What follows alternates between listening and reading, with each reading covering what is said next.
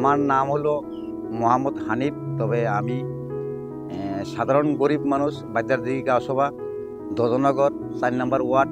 তবে department, agriculture department আমারে ভারতে আমারে প্রপোজাল দিছে যে আপনি একটা আনারস বাগান করেন, করলে খুব ভালো হইব। তখন আমি তারার কথা মানি না, আমি ভারতে বাগানটা করছি। করার পরে তারা এই ডিপার্টমেন্টে আমার খুব হেল্প করছে।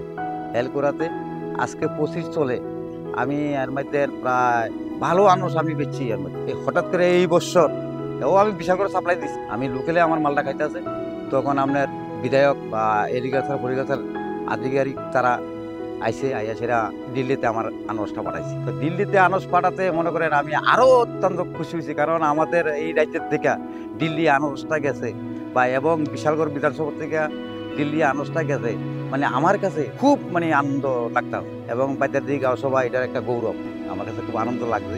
এবং আপনারাও শুনে আইছেন, আমার কাছে খুব আনন্দ লাগছে।